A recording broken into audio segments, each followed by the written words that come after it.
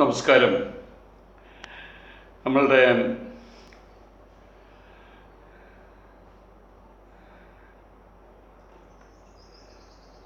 ചാനലുകൾ, അതിനകത്തുള്ള ചില പരിപാടികളൊക്കെ വളിപ്പൻ പരിപാടികളാണ്. വളിപ്പൻ എന്ന് പറഞ്ഞാൽ വളുവളിപ്പൻ പരിപാടികൾ. ഇത് വിദേശ ചാനലുകളിലൊക്കെ ഉള്ള പ്രോഗ്രാംസാണ്. അത് പിന്നെ ഹിന്ദി ചാനലുകളിലേക്ക് വരും. അതാണ് പിന്നെ തമിഴ്നാട് വഴിക്ക് നമ്മളുടെ ചാനലുകളിലേക്ക് വരുന്നത്. കോൻ ബനേഗ ക്രോർപറി, അതൊക്കെ വിദേശ ചാനലുകളിൽ വന്നിട്ടുള്ള സാധനങ്ങളാണ്. അതൊക്കെ പണ്ട് അത് മോഡിഫൈ ചെയ്ത് അതൊന്നും ഒരു പ്രശ്നമുള്ള കാര്യമല്ല. പക്ഷേ അത് മറ്റുള്ളവർക്ക് മുഷിച്ചിലുണ്ടാക്കുന്ന രീതിയിലുള്ള, മുഷിച്ചിലും പോട്ടെ എന്ന് വയ്ക്കാം. നമുക്കിഷ്ടമില്ലാത്ത കാര്യം വരുമ്പോൾ നമുക്ക് മുഷിപ്പുണ്ടാവും. പക്ഷെ വളുവളിപ്പൻ പരിപാടികൾ ഇവിടെ കേരളത്തിൽ ഈ ഗ്രാമാന്തരങ്ങളിൽ പോയാൽ പോലും അവിടെയുള്ള കൊച്ചു കൊച്ചു ബാർബർ ഷോപ്പിൻ്റെ മുമ്പിൽ, ഒരു ചായക്കടയുടെ മുമ്പിലിരിക്കുന്ന ആളുകൾ പോലും എത്ര നല്ല സ്റ്റാൻഡേർഡുള്ള തമാശകൾ പറയുന്ന അറിയാമോ?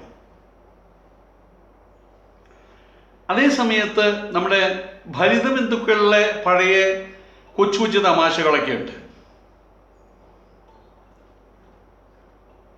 അതിനേക്കാൾ തരം താഴ്ന്ന തമാശകളാണ് ഇവിടെ ചാനലുകൾ അവതരിപ്പിച്ചുകൊണ്ടിരിക്കുന്നത്. അത് തമാശ പ്രോഗ്രാം മാത്രമല്ല, മറ്റു പല പ്രോഗ്രാമിലും അതാണ് കാണുന്നത്. സ്ഥിരം കാണുന്ന ചില കോമഡി പ്രോഗ്രാം ഉണ്ട്. ബഡായി കോമഡി, അങ്ങനെയുള്ള ഫെസ്റ്റിവൽ, അങ്ങനെയുള്ള കുറേ സാധനങ്ങളൊക്കെ ഉണ്ട്. ഒരിടത്തിലായി പിഷാരടി എന്നൊരാളും മുകേഷ് ഒരു സീറ്റിലിരിക്കും. പിഷാരടി പല വേഷക്കെട്ടുകളായിട്ട് വരുമ്പോൾ അവിടെ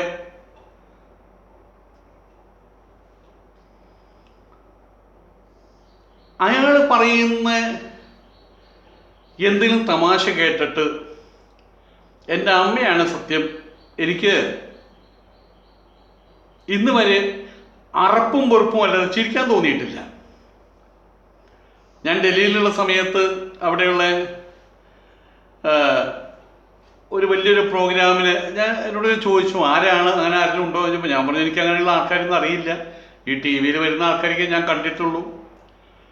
അപ്പോൾ ഞാൻ പറഞ്ഞു, ഇങ്ങനെ ഒരാളുടെ കാര്യം പറഞ്ഞപ്പോൾ അവരെടുത്ത കാര്യം പറഞ്ഞു വളിപ്പൻ എന്നാണ് പറഞ്ഞത്. ഞാൻ പലതും കണ്ടു നോക്കി, എന്തെങ്കിലും കണ്ടൊന്ന് ചിരിക്കാൻ കഴിയണ്ടേ?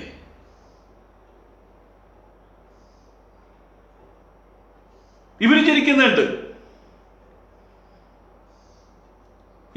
ഇവര് ചിരിക്കുന്ന കോമഡി, ഇവരിപ്പോൾ കാണിക്കുന്ന കോമഡി കണ്ട് ചിരിക്കാൻ വേണ്ടിയിട്ട് ഒരു കൂട്ടം ആൾക്കാർ അവിടെ കൊണ്ടിരുത്തിയിരിക്കുകയാണ്. അതേ രസം. അത് അവിടെയല്ല ഇരിക്കുന്നത്, അതിനൊക്കെ വലിയ രഹസ്യങ്ങളുണ്ട്. അതിനുമുമ്പ് ഞാൻ ചോദിച്ചോട്ടെ, ഈ മുകേഷിനെയും പിന്നെ ഈ പരിപാടി കണ്ടിട്ട് നിങ്ങൾക്ക് ചിരി വന്നിട്ടുണ്ടോ? നിങ്ങളുടെ മുറിക്കകത്തിരുന്നു കൊണ്ട് നിങ്ങളുടെ ആ സുഹൃത്തുക്കൾ കാണിച്ച പല കാര്യങ്ങളും അത് ഓർത്ത് ചിരിക്കുമ്പോൾ, നിങ്ങളുടെ നാട്ടിൽ നടക്കുന്ന പല കാര്യങ്ങളും അതൊക്കെ കേൾക്കുമ്പോൾ നിങ്ങൾക്ക് ചിരി വരും. ഇത് ചില കടുകുമണി പോലത്തെ തമാശകളൊക്കെ അവർ പറയുന്നത്. ചിരി വന്നിട്ടുണ്ട്. ആർക്കാണെന്ന് അറിയാമോ? അവർ കോൺട്രാക്റ്റ് അവിടെ കൊണ്ടുവന്നിട്ട് കുറേ എക്സ്ട്രാകളുണ്ട് നാട്ടിലെ കുറേ ആൾക്കാർ. അവർക്കാ ചെടി വരുന്നത്, അവിടെ കൂടിയിരിക്കുന്നവർക്ക്. ഇവരുടെ ഈ മൂന്നാം തരം കോമഡി നടക്കുന്ന ഏതൊരു ഫ്ലോറിലാണ്, വേറെ ഏതൊരു ഫ്ലോറിലാണ്. ഞാനിപ്പോൾ ഓർക്കുന്നൊരു കാര്യം, അതിൽ ഉയരം കുറഞ്ഞിട്ട് ധർമ്മജനാണോ എന്നെനിക്കറിയില്ല, ഓർക്കുന്നില്ല. അയാൾ മുകേഷ് ഉണ്ട്, പിഷാരടി ഉണ്ടോ എന്നറിയില്ല. ആ സമയത്ത് അവിടെ സീമ ചേച്ചിയാണോ മറ്റോ, നടി സീമ, അവരെ മറ്റവിടെ വന്നിരിക്കുന്നുണ്ട്. അപ്പം അവളുടെ രാവുകളിലെ ഒരു പാട്ട് പാടി, ഒരു പാട്ടായിരിക്കും, ആ പാട്ട് ഓർമ്മയില്ല. രാഗേന്ദു കിരണങ്ങൾ എന്നുള്ള പാട്ട് പാടി വളരെ വികാര വിവശനായിട്ട് ധർമ്മജൻ കടന്നു വരുന്നു. ഞാനിങ്ങനെ നോക്കിയിരിക്കുകയാണത്. ഇതാണോ കോമഡി?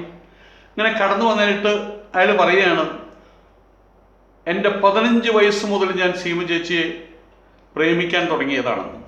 ഇത് കേട്ടപ്പോൾ ഭയങ്കര കയ്യടി എവിടുന്നാന്ന് അറിയില്ല കേട്ടോ, അത് വേറെ ഫ്ലോറിൽ നടക്കുന്ന സംഭവമാണ്. ഇവരുടെ യാതൊരു ബന്ധമില്ല, നമുക്ക് സസൂക്ഷ്മം വീക്ഷിച്ചറിയാം. ഈ സമയത്ത് ഒരു ഭയാനക ടെറിബിൾ കോമഡി പൊട്ടിക്കുകയാണ് മുകേഷ്. അയാൾ പറയാണ്, അതിന് നിനക്ക് 15 വയസ്സുള്ള സമയത്ത് സീമ ചേച്ചി ജനിച്ചിട്ടില്ലല്ലോ. ഈ സമയത്ത് പടക്കം പൊട്ടിക്കുന്ന പോലെ കയ്യടിയും ചിരിയും കോമഡിയാണ് അത്ര. ഇതിന് മറ്റ് വലിയൊരു രസം എന്താണെന്ന് വെച്ച് കഴിഞ്ഞാൽ, ഈ ചിരിക്കാൻ വേണ്ടിയിട്ടുള്ള കുറെ ആൾക്കാരുണ്ട്. അവരെ ഗാലറി പോലുള്ള സ്ഥലങ്ങളിൽ ഇങ്ങനെ ഇരുത്തിയിരിക്കുകയാണ്. എന്നിട്ട് അവരുടെ മുമ്പിൽ ഏതെങ്കിലും ചാർലി ചാപ്ലിൻ സിനിമയോ അങ്ങനത്തെ സിനിമകൾ കാണിക്കും. ഇത് കാണുമ്പോൾ ഇവർ കൈയടിച്ച് ചിരിക്കും. ഈ ചിരിക്കുന്ന രംഗങ്ങൾ ഇവർ പകർത്തും. ഈ പകർത്തിയ രംഗങ്ങളാണ് വാസ്തവത്തിൽ ഇവിടെ നടക്കുന്ന കോമഡിക്ക് അനുരൂപമായിട്ട് വെക്കുന്നത്. സാധാരണ ഒരു കോമഡി പറയുന്ന സമയത്ത് ഇപ്പോൾ സിനിമാ തിയേറ്ററിലാണെങ്കിലും ഒരു കോമഡി പറയുമ്പോൾ ചിലർ ചിരിക്കും, ചിലർ വെറുതെ കേട്ടിരിക്കും, ചിലർ ഒരുമിച്ച് ചിരിക്കും. ഇതും അങ്ങനെയല്ല, ഒരേ യൂണിഫോമാണ് ചിരി. കേട്ടാൽ അറിയാമത്. അത് എന്നിട്ട് ഇവർക്ക് പറയുന്ന ഇവിടെ ചിരിയിട്, എഡിറ്റ് മുമ്പിലൂടെ ആ ചിരി ഇവിടെ ഇടും. ഈ പ്രോഗ്രാം നടക്കുന്ന എവിടെയാണ്, ചിരി നടക്കുന്ന എവിടെയാണ്, എന്നിട്ട് അതിങ്ങനെ കൂട്ടിയിടും. പാവട്ട അമ്മൂമ്മമാരൊക്കെ അത് വിശ്വസിക്കും. ഇവിടെ ഈ ഞാനിവിടെ തൃശ്ശൂർ താമസിക്കുന്ന സമയത്ത് അവിടെ ഒരു തിരക്കഥയൊക്കെയായിട്ട് ബന്ധപ്പെട്ടിട്ട് അവിടെ ജയൻ എന്ന് പറഞ്ഞിട്ടുള്ളൊരു സിനിമയുടെ ഒരു തടിച്ച് ഒരു പ്രൊഫസറോ മറ്റോണം, നല്ല വിദ്വാനായിട്ടൊരാളാണ്. അയാൾ പറഞ്ഞൊരു കഥ ഓർമ്മിക്കുകയാണ്. ഒരു ദിവസം അയാളെ ഫോണിൽ വിളിച്ചു. അങ്ങനെ അവിടെ ഒരു സ്ഥലത്ത് പോയി. അവിടെ ചെന്ന് ഈ ഗാലറിയിലൊക്കെ എല്ലാവരും കൂടി ഇരുന്നു. ഇങ്ങനെ അവിടെ ജഡ്ജിയോ മറ്റൊക്കെ ആയിട്ട് ഇരുന്നു. എന്നിട്ട് ഒരു സിനിമ പ്രദർശിപ്പിച്ചു. ചിരി വന്നപ്പോൾ ചിരിച്ചു, കൈയടിക്കാൻ പറഞ്ഞപ്പോൾ കൈയടിച്ചു, ചിലപ്പോൾ ആർത്തി ചിരിച്ചു, ഓഹോ എന്നൊക്കെ പറഞ്ഞ് ചിരിച്ചു. ഇതെല്ലാം കഴിഞ്ഞിട്ട് പറഞ്ഞു, ഗംഭീരമായിട്ടുണ്ട് കേട്ടോ. ഇന്നൊരു രംഗമില്ലേ, അത് ഇവരൊന്നും കണ്ടിട്ടില്ല, ഇവർക്ക് എഴുതി കൊടുത്തിരിക്കുകയാണ്. മുറുക്കി നടക്കുന്ന തള്ളയുടെ ആ കോമഡി അസറായിട്ടുണ്ട്, നന്നായിട്ട് നിങ്ങൾ അഭിനയിച്ചിട്ടുണ്ട് കേട്ടോ, വെരി ഗുഡ്. മോനെ കൊള്ളാട്ടോ, നന്നായിട്ടുണ്ട്, നിനക്ക് നല്ല ഭാവി ഉണ്ടാവട്ടെ, കൂടുതൽ അവസരങ്ങൾ നിനക്ക് ഉണ്ടാകട്ടെ. ഇതൊക്കെ ഇത് വെറുതെ പറയാണ്. ഈ സാധനം എടുത്തിട്ടാണ് ഇയാൾ പറയുകയാണ് ഇയാൾക്ക് 20,000 രൂപ കിട്ടി, അങ്ങനെ തിരിച്ചു പോകുന്നു. അവിടെ കൂടി ചിരിക്കാൻ വന്നിരുന്ന ആളുകൾക്ക് ഇങ്ങോട്ട് 1000 രൂപ 2000 രൂപ ബസ് കൂലി കൊടുത്തു. ഇത് കഴിഞ്ഞാൽ തിരിച്ചു പോന്നിട്ട് വേറെ ഏത് സമയത്ത് വേറെ ഏതൊരു സ്കിറ്റ് അവതരിപ്പിക്കുമ്പോൾ അതിൻ്റെ ഇടയിലുണ്ട് ഈ രംഗങ്ങൾ. ഏതാണ്ട് ആ സ്കിറ്റിൽ അവതരിപ്പിച്ച ആളുടെ പേര് പറഞ്ഞ സുരേഷ് വളരെ നന്നായിരിക്കുന്നു, ബെസ്റ്റ് കണ്ണാ, ബെസ്റ്റ്, നല്ല ഭാവിയുണ്ട്. ഇങ്ങനെ അത് കണ്ടിട്ട് പോലുമില്ല. ഇതാരും ഇവർ പറ്റിക്കുന്നു. കടുകുമണിയോളം പോലുള്ള തമാശ പറഞ്ഞിട്ട് അതിൻ്റെ പ്രതികരണം കയ്യടിയും ചിരിയും തൃശ്ശൂർ പൂരത്തിൻ്റെ വെടിക്കെട്ട് പോലെയാണ്. പണ്ട് മിസ്റ്റർ ബീൻസ് പറഞ്ഞിട്ടൊരു, നിങ്ങൾക്ക് എല്ലാവർക്കും അറിയാം, ഒരു പച്ചക്കാറുമായിട്ടൊരു ബീൻസ് പറഞ്ഞൊരാൾ, അയാൾ കോമഡിക്ക് ആയിട്ട് വിദേശത്താണ്.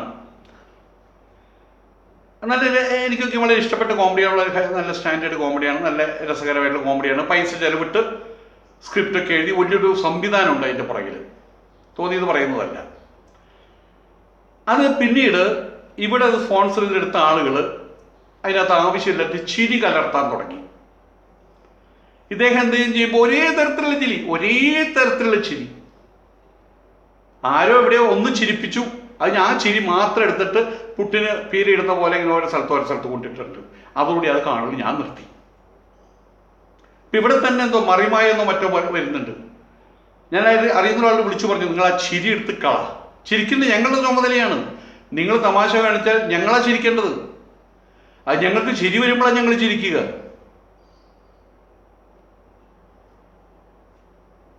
പലപ്പോഴും ഈ ദിലീപിൻ്റെയൊക്കെ കോമഡി, മോഹൻലാലിനെയും കാണിക്കുന്ന കോമഡി കണ്ടിട്ട്, മമ്മൂട്ടി അടക്കം രാജമാണിക്യത്തിലൊക്കെ കണ്ടിട്ട് ഓർത്തോർത്ത് ചിരിച്ചിട്ടുണ്ട്, അത്തരം കാര്യങ്ങൾ കണ്ടിട്ട്. പക്ഷെ ഇവര് ഈ ചിരിക്കുമ്പോൾ നമുക്ക് കരച്ചിലാണ് വരുന്നത്. അതുകൊണ്ടാണ് ഇവർ ഇതിനകത്ത് കുടുങ്ങിപ്പോയത്, മേലോട്ട് ഗതിയില്ലാതെ പോയത് വേറെ കാര്യം.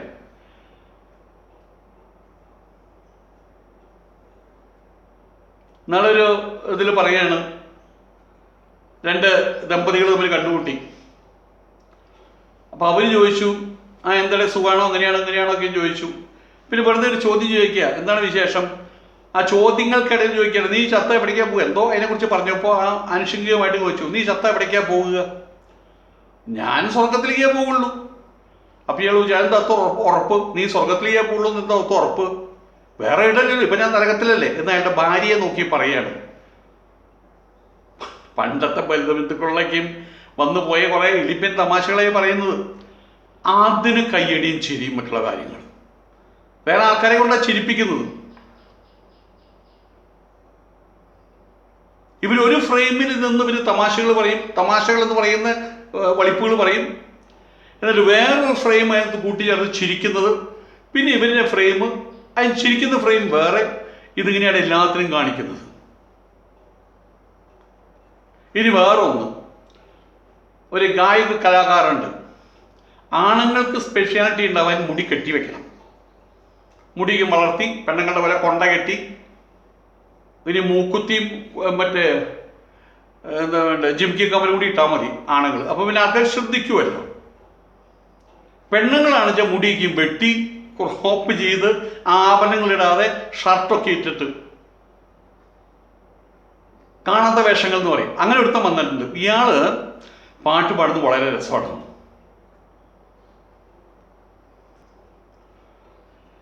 ക്ലാസിക്കൽ മ്യൂസിക് പഠിച്ചിട്ടുള്ള ആളാണ്. പണ്ട് രാഘവമാഷ് ട്യൂൺ ചെയ്തിട്ടുള്ള ഒരു പാട്ടുണ്ട്, നിങ്ങൾക്ക് എല്ലാവർക്കും അറിയാതെ. കായലരികത്ത് വലയെറിഞ്ഞപ്പോൾ വളക്കിലുക്കിയ പെൺമണിയോ മറ്റോ പാട്ടുണ്ട്. ഇത് ഇയാൾ പാടുമ്പോൾ എങ്ങനെയാ പാടുന്നത് അറിയോ?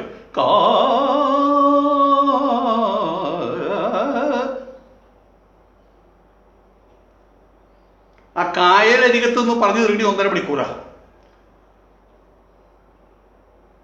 പാവാട വേണം ഇയാൾ പാടുമ്പോൾ എന്ന് പറഞ്ഞിട്ട് അങ്ങനെ കോമാളി വേഷം. അതിനും കൈയടിക്കാൻ വേറെ കൊണ്ടിരുത്തിയിട്ടുണ്ട് അവിടെ. നേരിട്ടല്ല, ഇയാളിത് പാടുന്ന സമയത്ത് ഏതോ ദുബായ് പ്രോഗ്രാമിന്റെ കയ്യടിയാ കൂടുതൽ കാണിക്കുന്നത്. ഇയാളുടെ ദുബായ് പ്രോഗ്രാം അല്ല, ഏതോ വലിയ കലാകാരന്മാരോട് നടത്തുന്ന സമയത്ത് 10,000-2000 പേരെടുത്ത് കൈയടിക്കണ്ടല്ലോ, അത് ഇതിനോട് കൂട്ടിച്ചേർത്ത് വെച്ചിരിക്കുക. അതങ്ങനെ. ഇവിടെ നമ്മളൊരു കാര്യം മനസ്സിലാക്കേണ്ടത്, ദേവരാജൻ മാഷകൻ ട്യൂൺ ചെയ്യുന്ന സമയത്ത്, ഞാനന്ന് മദ്രാസിലുള്ളപ്പോൾ എനിക്കറിയാം, അദ്ദേഹത്തിൻ്റെ ഒരു ബിറ്റ് മാറിപ്പോയി അങ്ങനെ പറയും, വേണ്ട പൊലിപ്പിക്കണ്ടെന്ന് പറയും. ഞാൻ ഓർക്കുന്നൊരു പാട്ടുണ്ട്, രാത്രി മഴ പെയ്തു തോർന്ന നേരം കുളിർ കാറ്റിലില ചാർത്തുലഞ്ഞ നേരം ടിറ്റു. അവിടെ അതിൻ്റെ ആ സഞ്ചാരശൈലി എറ്റിറ്റുവീ എന്നല്ല പറഞ്ഞ ടിക് ടിക് ടിക്, അങ്ങനെയല്ലേ വെള്ളത്തുള്ളികൾ വീഴുക, അങ്ങനെ ട്യൂൺ ചെയ്തിട്ടുള്ളത്. എറ്റിറ്റു വീഴും നീർത്തുള്ളിതൻ. അവരത്രയും മാത്രം ശ്രദ്ധിച്ചിട്ടാണ് ചെയ്യുന്നത്. എന്നിട്ട് ഈ വക സാധനങ്ങൾ വന്നിട്ട് ഇറ്റിറ്റു വീഴുന്നുള്ളൂ പറയുന്ന എന്നൊക്കെ പറഞ്ഞുകൊണ്ടിരിക്കുക. അങ്ങനെ ഒരുത്തം വന്നിട്ടുണ്ട്. വെറുപ്പടിക്കുക വാസ്തവത്തിലൊക്കെ. എങ്ങനെ എൻ്റെ മൊബൈലിൽ കയറി വരുന്നത് എനിക്കറിയില്ല. കുറേ കഴിയുമ്പോൾ അതിന് നോട്ട് ഇൻട്രസ്റ്റ് എന്ന് പറഞ്ഞാൽ അതിനൊക്കെ ആട്ടി ഓടിക്കുകയാണ് ഞാൻ ചെയ്യുന്നത്. വേറൊരാൾ ക്ലാസിക്കൽ മ്യൂസിക് പഠിപ്പിക്കുന്നത് മറ്റേ സിനിമാ പാട്ട് വഴിക്കാണ് പഠിപ്പിച്ചുകൊണ്ടിരിക്കുന്നത്. മോഹനരാഗം അത് ഏതെല്ലാം സിനിമയിൽ ഉപയോഗിച്ചിട്ടുണ്ട്, അതല്ലെങ്കിൽ ശങ്കരാഭരണം എവിടെയൊക്കെ ഉപയോഗിച്ചിട്ടുണ്ട്, എന്നിട്ട് അതൊക്കെയും പാടലാണ്. അയാൾ ഇതുപോലെ തന്നെ ഒരു സ്റ്റേജ് പ്രോഗ്രാം പോലെ തല കൊണ്ടാണ് പാടുക, വായ കൊണ്ടല്ല പാടുക. ഒരിക്കലും പ്രോഗ്രാം കണ്ട് ഞാൻ ഞെട്ടിപ്പോയി. മുമ്പിലിരിക്കുന്നത് യേശുദാസും SP ബാലസുബ്രഹ്മണ്യം പോലെയുള്ള വലിയ ആൾക്കാർ. ദുബായിൽ നടന്ന ഏതോ പ്രോഗ്രാമിൽ യേശുദാസ് മുൻനിരയിൽ വന്നിരുന്നതാണ് കേസ്. എന്നിട്ട് ഇയാൾ പറയുകയാണ്, ബഹുമാനപ്പെട്ട ഗാനഗന്ധർവന് നമസ്കാരം എന്ന് ഇയാൾ പറയുന്നുണ്ട്. അങ്ങനെ അവിടെ ഇല്ല. അതെടുത്തതിന് കൂട്ടിച്ചേർത്ത് വെച്ചിരിക്കുകയാണ് ഇയാൾ. ഇങ്ങനെ നാട്ടുകാരെ വിട്ടിയാക്കാൻ പറ്റില്ല, ഇവർ തന്നെ വിട്ടികളാവുന്നത്, അത് വേറെ കാര്യം. ദാസേട്ടൻ്റെ സാന്നിധ്യത്തെക്കുറിച്ച് പറഞ്ഞിട്ടാണ് പാടുന്നത്. ദാസേട്ടൻ അവിടെ ഇരിക്കുമ്പോൾ എനിക്ക് പാടാനൊരു വിഷമമുണ്ട് എന്നൊക്കെ പറഞ്ഞിട്ടാണ് തുടങ്ങുന്നത്. യേശുദാസ് ഏതോ പ്രോഗ്രാമിൽ 2 വർഷം മുമ്പ് ദുബായിൽ ഇരുന്ന കാര്യം ഇയാൾ ഇവിടെ ഇരുന്ന് പറയാം എൻ്റെ മുമ്പിലായിരിക്കുന്നതെന്ന്.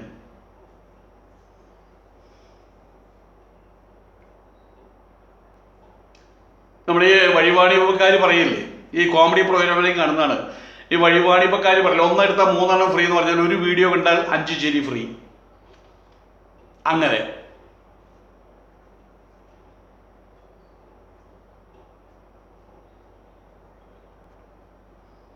എൻ്റെ ഇടയിൽ വേറൊരാളുണ്ട്, അയാളുടെ ചിരിയാണ് ഏറ്റവും ഇഷ്ടം. അത് പീസ് പീസ് പീസായിട്ടാണ് ചിരിക്കുക. നമ്മൾ സാധാരണ നമ്മൾ എന്തെങ്കിലും ചിരിക്കുമ്പോൾ ഞാൻ അങ്ങനെ ഒരു കാര്യം കണ്ടു ഷോ എന്നൊക്കെ ഞങ്ങൾ ചിരിക്കുള്ളൂ. അവിടെ എം.എൻ. നമ്പ്യാർ ചെയ്യണ പോലെ ഒക്കെ ഇലക്ഷൻ്റെ കാര്യം പറഞ്ഞപ്പോൾ തൊട്ടടുത്ത് കണ്ടാണ്. ഇലക്ഷൻ്റെ കാര്യം പറഞ്ഞപ്പോൾ തദ്ദേശ സ്വയംഭരണ തെരഞ്ഞെടുപ്പിൽ ഏതോ സ്ഥലത്ത് ജയിക്കുമെന്ന് പറഞ്ഞു നിന്ന് സ്ഥാനാർത്ഥി തോറ്റു, അതേ നോട്ടയോടാണ് തോറ്റത് എന്ന് വെച്ചിട്ടുണ്ടെങ്കിൽ ചിരിയെന്ന് അറിയോ, ടക് ടക് ടക് ടക് ടക് ടക് ടക് ടക് ടക്. അത് എല്ലാ വീഡിയോയിലും കാണാം. അയാൾ എന്താ ചിരിക്കുന്നത് എനിക്കറിയില്ല. എന്തെങ്കിലും കാര്യമില്ലാത്ത കാര്യം പറഞ്ഞതിന് ശേഷം അയാൾ ചെയ്യും നമ്മുടെ എം.എൻ. നമ്പ്യാരക്കും ചിരിക്കണ പോലെ. അതും വാസ്തവത്തിൽ അലമ്പ് പരിപാടികളാണ് അത്തരം കാര്യങ്ങളൊക്കെ. എൻ്റെ അഭിപ്രായങ്ങളാണ് കേട്ടോ, എൻ്റെ അഭിപ്രായങ്ങളാണ് അതൊക്കെ, അത് വേറെ കാര്യം. ചിരി റെക്കോർഡ് ചെയ്ത് വെച്ചിട്ട് അത് പുട്ടിന് പേരിടുന്ന പോലെ കയറ്റി കൊണ്ടുപോവാണ്. ഇനി മറ്റൊരു പരിപാടിയാണ് ഈ നമ്മളുടെ മറ്റേ മൊബൈലിലേക്ക് യൂട്യൂബിലേക്ക് വരുന്ന കാര്യം. മൊബൈലിലേക്ക് തന്നെ വരുന്നൊരു കാര്യമാണ്, ഞെട്ടിപ്പോകും, കേട്ടാൽ ഞെട്ടിപ്പോകും എന്നുള്ളത്. ദിലീപിനെ കുറിച്ച് മഞ്ജു വാര്യർ പറഞ്ഞത് കേട്ടാൽ നിങ്ങൾ ഞെട്ടിപ്പോകും. അപ്പോൾ അവർ ഡൈവോഴ്സ് ചെയ്ത് രണ്ട് ഭാഗത്തായിട്ട് താമസിക്കുകയാണ്. അവർ തമ്മിൽ ഇതൊരു ശത്രുത കാണിച്ചായിട്ടുള്ള അറിയില്ല. രണ്ടുപേരും മാറി താമസിക്കുന്നു, അവരവരുടെ മാന്യത അവരവരുടെ കയ്യിൽ വെച്ചുകൊണ്ട്. ഇപ്പം നമ്മൾ കേൾക്കുമ്പോൾ എന്താ തോന്നുക, മഞ്ജു വാര്യർ എന്തെങ്കിലും അസഭ്യം പറഞ്ഞിട്ടുണ്ടാവും, നല്ല കേൾക്കുക, ഞെട്ടിപ്പോകും. അപ്പം നമ്മളോടനെ അത് തുറന്നു. ആ വ്യൂവേഴ്സിൻ്റെ എണ്ണം കൂടി. തുറക്കുമ്പോൾ എന്താ സംഭവം എന്ന് വെച്ച് കഴിഞ്ഞാൽ പറയുകയാണ്, രാമരാജ്യം സിനിമ വന്നു, ദിലീപ് നന്നായിട്ട് അഭിനയിച്ചിട്ടുണ്ട്, കേസിന് ശേഷം ആദ്യത്തെ സിനിമയാണ്, ആ സിനിമയെക്കുറിച്ച് മുഴുവൻ പറയും. ഇത് കഴിഞ്ഞിട്ട് അവസാനം പറയുന്നത്, മഞ്ജു വാര്യർ സിനിമ കണ്ടിട്ട് പറഞ്ഞു ദിലീപ് നന്നായിട്ട് അഭിനയിച്ചിരിക്കുന്നു, ഇതാണ് ഞെട്ടിപ്പൂ എന്നുള്ള വാർത്ത. ഇതാണ് ദിലീപിനെ കുറിച്ച് പറഞ്ഞത്. ഹെഡിങ് എന്താ, ദിലീപിനെ കുറിച്ച് മഞ്ജു വാര്യർ പറഞ്ഞത് കേട്ടാൽ ഞെട്ടിപ്പൂ. എന്താ പറഞ്ഞത്, രാമരാജ്യം നന്നായിട്ടുണ്ടെന്ന്, ഇതാ പറഞ്ഞിട്ടുള്ളത്.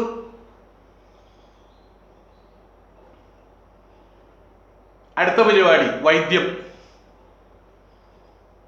കുറെ പെണ്ണുങ്ങൾ ഇറങ്ങിയിട്ടുണ്ട്. പെണ്ണുങ്ങളാണ് അതിൻ്റെ കൂടുതലും. കയ്യിൽ കിട്ടിയ പുല്ല്, എന്താ വെച്ചാൽ പുല്ല് അരിഞ്ഞ് അതിങ്ങനെ അതിൻ്റെ നീരെടുത്ത് അവിടെ അടക്കളയിൽ മുമ്പ് അവിടെ കണ്ടു, കായം, എന്നാൽ കായം കുറച്ചെടുത്ത്, പിന്നെന്താ ജീരകം അത് കുറച്ചെടുത്ത്, ഇങ്ങനെ അവിടെയുള്ള സാധനം കുറച്ച് മഞ്ഞൾ അത് കുറച്ച് ഇട്ട് അത് ചേർത്ത് അരച്ച് തേനിൽ വേണം അരയ്ക്കാൻ. അരച്ച് കട്ടി പാലിനകത്ത്, പശുവിൻ പാലിനകത്ത്, വെളുത്ത പശുവിൻ്റെ കറുത്ത പാല് അല്ല, കറുത്ത പശുവിൻ്റെ വെളുത്ത പാലിൽ അരച്ച് ചാലിച്ച് മുഖത്ത് പുരട്ടി കഴിഞ്ഞാൽ മുഖം ഐശ്വര്യ റോയുടെ പോലെയോ, എന്നിട്ട് അത് പരീക്ഷിക്കാൻ നടക്കും. എന്നിട്ട് മോന്തായത്തിൻ്റെ ഷേപ്പ് മാറി വല്ല പാണ്ടും ചൂണ്ടും വന്ന് പിന്നെ ആശുപത്രിയിലേക്ക് പോകാൻ നടക്കും. ഇങ്ങനെ കുറെ വൈദ്യന്മാർ ഇറങ്ങിയിട്ടുണ്ട്, യൂട്യൂബ് വൈദ്യന്മാർ. ഈ തുളസി ഇല തേനിലിങ്ങനെ തേനിൽ മുക്കിയിടുക, 5 മിനിറ്റ് മുക്കിയിടുക. 6 മിനിറ്റ് ആകുമ്പോൾ പാടില്ല, 5 മിനിറ്റ് മുക്കിയിട്ടിട്ട് അത് വിഴുങ്ങിക്കഴിഞ്ഞാൽ യേശുദാസിൻ്റെ ശബ്ദം കിട്ടും. പറയാം, മുഹമ്മദ് റാഫിയുടെ ശബ്ദം കിട്ടും. മുഹമ്മദ് റാഫിയുടെ മക്കളൊന്നും പാട്ടുകാരായോ അവർ ചെയ്യുന്ന സംഭവം അറിയാഞ്ഞിട്ടാ. അതങ്ങനെ കുറെ സൂത്രപ്പണികൾ. ഇഡ്ഡലി സോഫ്റ്റ് ആവാൻ വേണ്ടിയിട്ട് അത് കുറച്ച് അപ്പം കണ്ട സാധനമാണ് ഈ പറഞ്ഞത്, നാരങ്ങ നീര്. കുറച്ച് നാരങ്ങ നീര് ഒഴിച്ചാൽ മതി. ഇഡ്ഡലി സോഫ്റ്റ് ആവും. ചപ്പാത്തി സോഫ്റ്റ് ആവാൻ വേണ്ടി ചപ്പാത്തി കുഴയ്ക്കുമ്പോൾ കുറച്ച് തൈര് ഒഴിച്ചാൽ മതി, നല്ല സോഫ്റ്റ് ആവും. മൃദുലത ഉണ്ടാക്കാൻ വേണ്ടിയിട്ട് അത്ര. പായസം ഉണ്ടാക്കുന്ന സമയത്ത് പായസം കുടിക്കുമ്പോൾ ഒരു സുഖം ഉണ്ടാകാൻ കുറച്ച് കർപ്പൂരം ഇട്ടാൽ മതി. എന്നൊരാൾ 2 കട്ട കർപ്പൂരം ഇട്ടു, സദ്യ നടക്കുകയാണ്. ഇതൊക്കെയും കേട്ടിട്ട് അയാൾ കൊണ്ട് ഒരു പുതിയ കർപ്പൂരം അയാൾ കൊണ്ടിട്ടു, അത് മുഴുവൻ എടുത്ത് കളയേണ്ട വന്നു. ഇങ്ങനെ കുറെ ചുളുവിദ്യകൾ, ചുക്ലി വിദ്യകൾ അതും ഈ ടി വിയിൽ നമുക്ക് കാണാൻ പറ്റും. ഇതിനെ വീട്ടമ്മൂര് അനുകരിക്കുന്നുണ്ട്. എന്നിട്ട് വരുന്ന അവരോട് എങ്ങനെയായിട്ട് ഞങ്ങളുടെ ചപ്പാത്തി നല്ല മൃദുവല്ലേ? അപ്പോൾ അവർ യെസ് മാർവലസ് എന്ന് പറയും. അവർക്കതല്ലേ പറയാൻ പറ്റുള്ളൂ. പിന്നെ കുറെ റെസിപ്പികൾ വരുന്നുണ്ട്. ആയിരക്കണക്കിന് ഭക്ഷണ പാചക വിധികൾ കൊണ്ടുവന്നിട്ടുണ്ട്. ആരോ പറഞ്ഞ പോലെ ഇന്ന് ഞങ്ങൾ അവതരിപ്പിക്കുന്നത് പുതിയൊരു കറിയാണ്, മത്തി സാമ്പാർ. ഇതാണ് അവതരിപ്പിക്കുന്നത്. എന്താ ഈ മത്തി സാമ്പാർ ഉണ്ടാക്കുന്നുണ്ട്. അതിൽ മത്തിയുടെ കഷ്ണങ്ങൾ മുറിച്ചിടുക, അതത്ര മത്തി സാമ്പാർ. ഇങ്ങനെ സുപ്രഭാതത്തിൽ ഇതൊക്കെ കാണുന്ന സമയത്ത് ഈ പെണ്ണുങ്ങൾ എന്ത് ചെയ്യും? ഇങ്ങനെ മത്തി സാമ്പാർ ഉണ്ടാക്കും. എന്നിട്ട് കാത്തിരിക്കും, ഭർത്താവിനെ കാത്തിരിക്കും.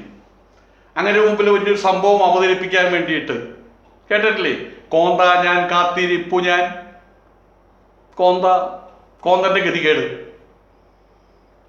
ഇനി അയാൾ ഇത് കഴിച്ചിട്ട് അയാൾ ഛർദ്ദിച്ചു കഴിഞ്ഞാൽ ഇവൾക്ക് ഇഷ്ടപ്പെടില്ല, അല്ലെങ്കിൽ അത് വേണ്ടെന്ന് പറഞ്ഞാൽ അവൾക്ക് ഇഷ്ടപ്പെടില്ല. മാർവലസ് എന്ന് പറഞ്ഞില്ലേ അയാൾ, അത് അതിനേക്കാൾ വലിയ നരകത്തിൽ വിടുകയാണ്. ഇതൊക്കെ വലിയ ട്രാജഡികളാണ്, വീട്ടിൽ നടക്കുന്ന ട്രാജഡികൾ. ചിലപ്പോൾ ഭർത്താവ് പ്രതികരിക്കും, അപ്പോൾ ഒരു ഡിസാസ്റ്റർ ആയിട്ട് മാറും. ഇതൊക്കെയാണ് സംഭവിക്കുന്നത്.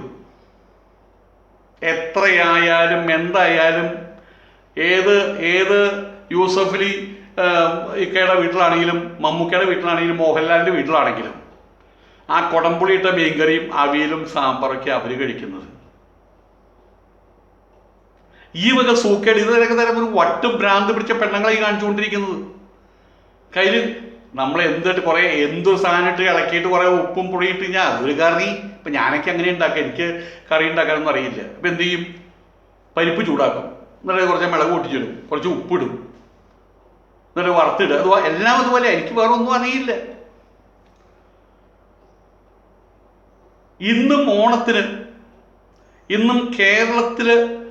കേരളത്തിൽ ഉണ്ടാക്കാൻ പറ്റിയ അങ്ങേയറ്റത്തുള്ളൊരു കറിയാണ് കാളൻ. നമ്മളൊന്നും കണ്ടിട്ടില്ല എന്നുള്ളത്, പലരും ഇപ്പം കണ്ടിട്ടില്ല. കാളൻ അപ്പുറത്തെ വീട്ടിലുണ്ടെങ്കിൽ ഇപ്പുറത്തെ വീട്ടിൽ നിന്ന് ആഹാരം കഴിക്കാം. അത് ഉണ്ടാക്കാൻ വളരെ ബുദ്ധിമുട്ടാണ്. 10-20 മണിക്കൂർ വേണം കാളൻ ഉണ്ടാക്കാൻ. അതിൻ്റെ തൊട്ട് താഴെ നിൽക്കും സാമ്പാർ, അതുപോലെ തന്നെ അവിയൽ എന്നിത്യാദി കാര്യങ്ങൾ. അതിനെ വെല്ലുവിളിക്കാൻ ഈ ആയിരക്കണക്കിന് റെസിപ്പികളും കാര്യങ്ങളും കൊണ്ടുവന്നിട്ട് അവർക്കൊന്നും കഴിയുന്നില്ല എന്നതാണ് സത്യം.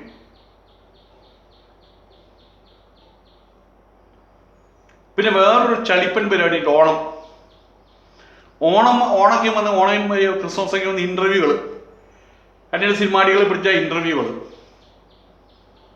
നടി കളിച്ചു. ഓണത്തെക്കുറിച്ച് എന്താണ് നിങ്ങളുടെ ഓർമ്മ? എനിക്ക് ഓണത്തെക്കുറിച്ച് I am really I am in Canada, therefore there is no hardly possible to celebrate all these things. So Onam എനിക്ക് വളരെ ഇഷ്ടമാണ്. റിയലി ഞങ്ങൾ അവിടെ മണ്ണുണ്ടയ്ക്കും കോപ്പുണ്ടാക്കാറുണ്ട് കാനഡയിൽ. സോ ഇംഗ്ലീഷുകാർ വന്ന് മാർവലസ് പറയാറുണ്ട്. C there is so because ഈ ബിക്കോസും വെച്ചുകൊണ്ട് കുറെ കളികൾ നടക്കുന്നുണ്ട്. എന്ത് വെച്ചാൽ എന്നെ സംബന്ധിച്ച് റിയലി ഞാൻ എന്താ പറയുക എന്നൊന്നും പറയാണ്ടിരുന്നൂടെ?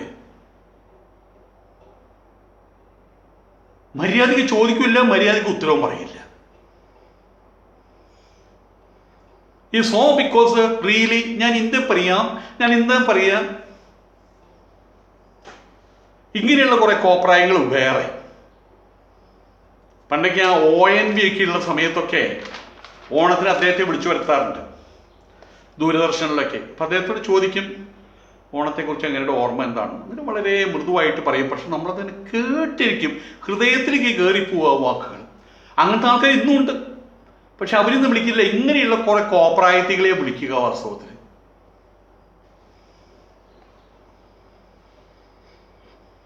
I am settled in Canada. ഓ, കാനഡയിലാണോ? അവിടെ എന്താ ചെയ്യണേ? I am teacher. കാനഡയിൽ പോകുന്നവർ മുഴുവൻ ടീച്ചർമാരാ. കാനഡയിൽ പോയിട്ടുള്ള കേരളയിൽ മുഴുവൻ ടീച്ചർമാരാ. ഹസ്ബൻഡ് ഹീസ് മാനേജർ ഡയറക്ടർ എന്ന് പറയില്ല അതിൻ്റെ ഭാഗ്യത്തിന്. He's manager. ഇവിടുന്ന് പോകുന്ന എല്ലാ മലയാളി ആണുങ്ങളും അവിടെ മാനേജർമാരാ. മലയാളി പെണ്ണുങ്ങൾ മുഴുവൻ ഇവിടെ ടീച്ചർമാരാ. ഇവിടുന്ന് പോകുന്ന ആരും ശ്രദ്ധിച്ച് കേട്ടോളൂ, ആപ്പിൾ പിക്കിംഗ് ഉണ്ടല്ലോ, തോട്ടത്തിൽ ആപ്പിൾ പോയിട്ട് പറിച്ചിട്ട് കൊട്ടയിലിട്ടിട്ട് തലയിൽ വെച്ചുകൊണ്ടിരുന്ന ജോലി ആരും ചെയ്യുന്നത് അതൊക്കെ ഇംഗ്ലീഷുകാർ ചെയ്യുന്നു, അതൊക്കെ ബ്രിട്ടീഷ് കാനഡക്കാരെ ചെയ്യുള്ളൂ. അമേരിക്കക്കാരെയാണോ അതൊക്കെ അവരാ ചെയ്യുന്നത്. ഞങ്ങൾ ഇവിടുന്ന് പോകുന്ന കേരളീയർക്ക് മുഴുവൻ ടീച്ചർമാരായിട്ട് ജോലി അവിടെ, അല്ലെങ്കിൽ മാനേജർമാരായിട്ട് ജോലി. എന്നിട്ട് ഇവിടെ വന്നിട്ട് ഈ പറയണത് യു സോ റിയലി എന്താ പറയാന്ന് എനിക്കറിയില്ല. കേട്ടാ അറിയാം, ബട്ട്ലർ ഇംഗ്ലീഷ്, വെറും ബട്ട്ലർ ഇംഗ്ലീഷ്. അപ്പോൾ മനസ്സിലാവുമല്ലോ അവിടെ എന്താ കാണിച്ചു കൂട്ടുന്നതെന്ന്. ഞാനത് വെറുതെ പറയുന്നതല്ല. നമ്മളുടെ തെലുങ്ക് നാട്ടിൽ ജനിച്ചു വളർന്ന ഉർവശി ശാരദ ഈ അടുത്ത കാലത്ത് രാപ്പകൽ സിനിമയിൽ അവർ അഭിനയിക്കാൻ വന്നു.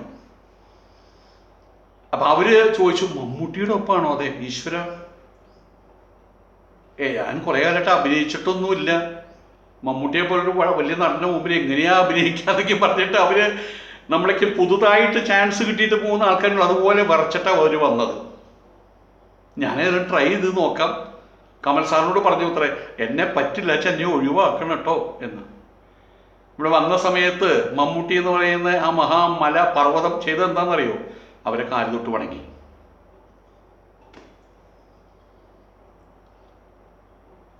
അതാണ് ശാരദ, അതാണ് മമ്മൂട്ടി. അത് വേറെ കാര്യം. അപ്പോൾ ഈ ശാരദയുടെ ഒരു ഇന്റർവ്യൂ ഗോപകുമാറാണ്, TN ഗോപകുമാർ. TN അങ്ങനെ മറ്റേ ഇനീഷ്യൽ TN എന്നാണെന്ന് കരുതുന്നു. അതെ, TN ഗോപകുമാർ ഏഷ്യാനെറ്റിൽ അങ്ങനെ ഒരു ഇന്റർവ്യൂ നടത്തി. ഒറ്റ കാര്യമേ പറഞ്ഞിട്ടുള്ളൂ, നമ്മുടെ മലയാളത്തിലെ മലയാള സിനിമയിലെ സുന്ദരിയായിട്ടുള്ള ശാരദ. അപ്പം അവരൊരു ഈശ്വര സുന്ദരി, നിങ്ങളുടെ അനുഭവങ്ങളൊക്കെയും പറയൂ, അത്രയും പറഞ്ഞുള്ളൂ. ബാക്കി ഞാൻ ശാരദയാണ് പറയുന്നത്. എന്തൊരു മധുര മനോഹരമായിട്ടുള്ള ഭാഷ, എത്ര വിനയം വാസ്തു, എത്ര മൃദുലം വാസ്തു. ഇതിൽ ഒറ്റ ചോദ്യം ചോദിച്ചുള്ളൂ, ബാക്കി ദെൻ ഷീ സ്റ്റാർട്ട്സ്. പിന്നെ അവരുടെ അനുഭവം അവർ പറഞ്ഞുകൊണ്ടിരിക്കുകയാണ്.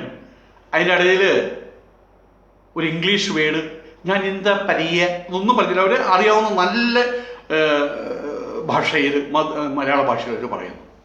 അത് കേട്ടിട്ടില്ലേ? മലയാള ഭാഷ അത് അവരുടെ വാക്കുകളിലുണ്ട്, അവരുടെ രൂപത്തിലുണ്ടായിരുന്നു. ഈ ശാലീനത, ഈ നിർമ്മലത ഇവിടുത്തെ സാധനങ്ങൾക്കില്ല എന്നുള്ളതാണ്. എന്ത് വെച്ചാൽ ഞാൻ എന്താ പറയുക എന്ന് പറഞ്ഞിട്ടുള്ള ഒരു പരിപാടി. ആൻഡ് സോ ബിക്കോസ് അത് പലപ്പോഴും ടി വിയിൽ ഇത് കാണുമ്പോൾ TV-യുടെ മേലെ കാർക്കിച്ച് തുപ്പാൻ തോന്നാറുണ്ട് വാസ്തവത്തിൽ. അങ്ങനെ കുറേ സാധനങ്ങൾ. ഈ അടുത്ത കാലത്ത് സഖാവ് നായനാരുമായിട്ടുള്ളൊരു ഇൻ്റർവ്യൂ, ഒരു പെണ്ണാണ് അവിടെ ചെന്നിട്ടുള്ളത്.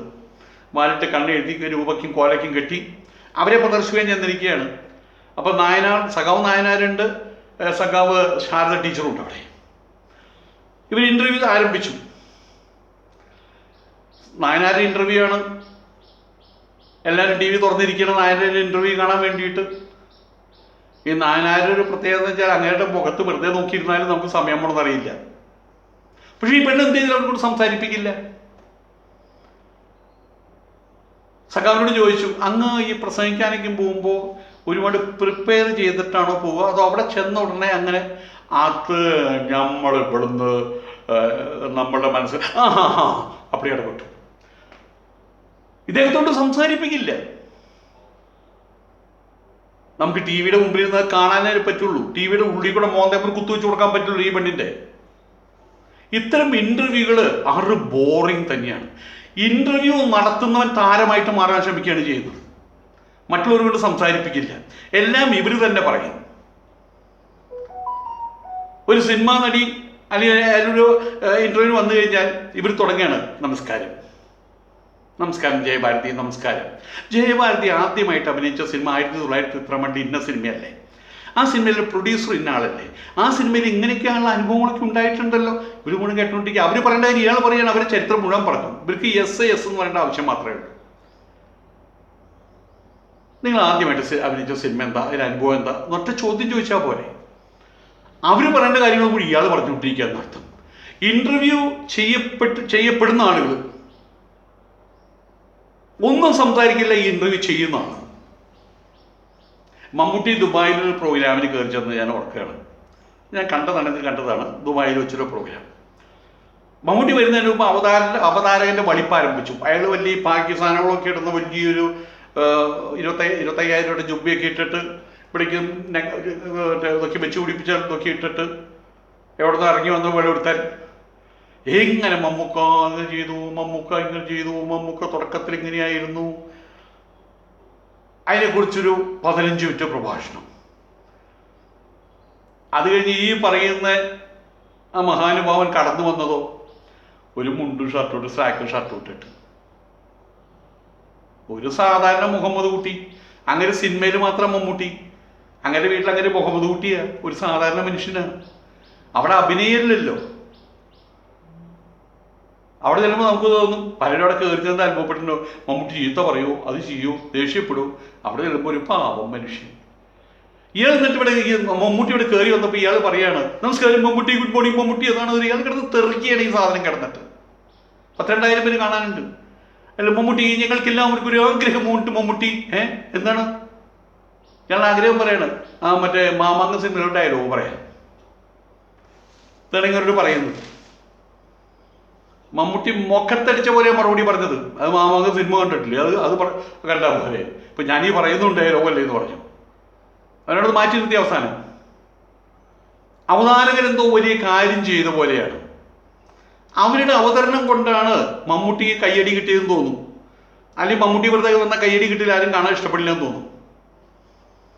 ഞാൻ തൃശ്ശൂരിൽ ഗീത നടത്തുമ്പോൾ 142 ദിവസം ഗീതയാണ്, 142 ദിവസത്തെ. അതിൻ്റെ ഉദ്ഘാടന ദിവസത്തിൽ അന്ന് ഡോക്ടർ ഫ്രാൻസിസ് ആലപ്പാട്, കൊച്ചി മഹാരാജാവ്, അദ്ദേഹത്തിന് നല്ല പ്രായമുള്ള ഒരാളാണ്, ശ്രീ കെ മേനോൻ, അങ്ങനെ 3-4 ആൾക്കാരേ ഉള്ളൂ.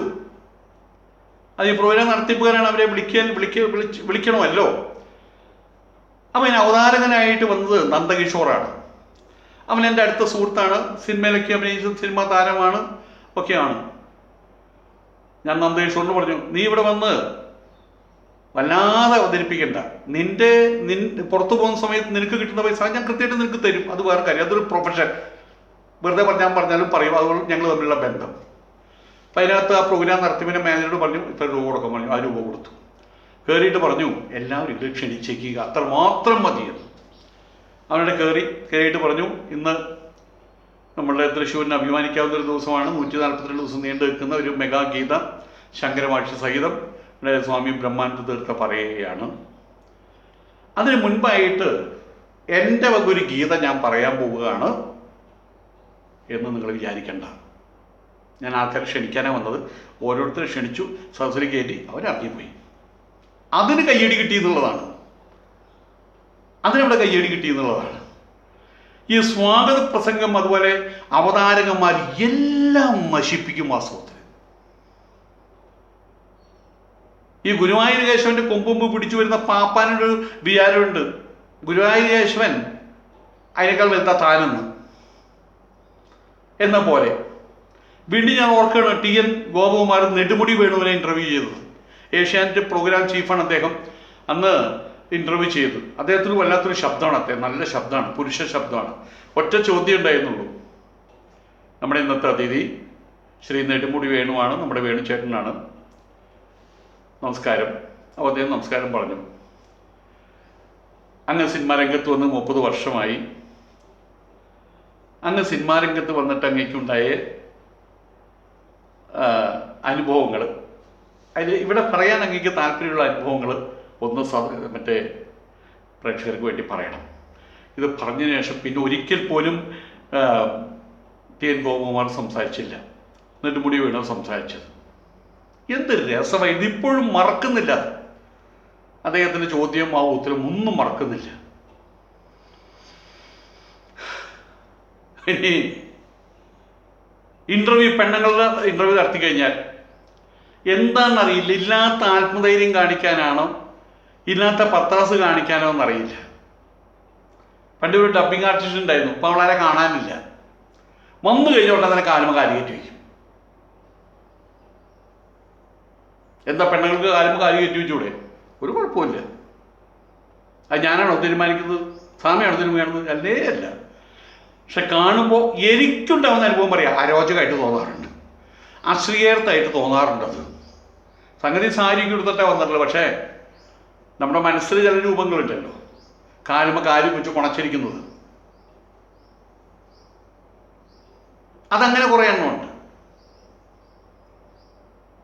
ബിഗ് ബോസ് കണ്ടു, എല്ലാവരും പറഞ്ഞു ബിഗ് ബോസ് എന്തോ സംഭവം. നോക്കിയപ്പോൾ എന്താ, രണ്ടൊന്ന് ഗ്രൂപ്പായിട്ട് എടുത്തിട്ട് അങ്ങോട്ടും ഇങ്ങോട്ടും പച്ചത്തറി പറയല്, അങ്ങോട്ടും ഇങ്ങോട്ടും സഭയ്ക്ക് കൊള്ളാത്ത കാര്യങ്ങൾ പറയൽ, ചൊറിയല്, മാന്തല്, അവസാനം മുളക് പൊടി എറിഞ്ഞോട് കൂടിയിട്ട് കലാശക്കൊട്ട ആവുകയും ചെയ്തു. ഒരു പെണ്ണിൻ്റെ മുഖത്തേക്ക് മുളക് പൊടി എറിഞ്ഞു. അതിലൊരുത്തൻ, ഒരു താടിയൊക്കെ ഉള്ള ഒരുത്തനാണ്, അവനതൊക്കെ വടിച്ചിട്ടാണ് വന്നത്. അവിടെ വന്നപ്പോൾ ഡോക്ടറോ മറ്റവിടെ, അപ്പോൾ ഡോക്ടറേറ്റ് പറ്റിയെടുത്ത ആളാണ് അയാൾ. മുളക് പൊടി എറിഞ്ഞു, വലിയ സംസ്കാര പദ്ധതി. അതുകൂടി ആ പരിപാടി അവസാനിച്ചു. ഇത്തരം കാര്യങ്ങൾ ഒരു നോട്ട് ഇൻഫോർമേറ്റീവ് റിയലി. എന്തിനും ഏതിനും ഒരു കല വേണമല്ലോ, ഒരു താളം വേണമല്ലോ, ഒരു ക്രമം വേണമല്ലോ.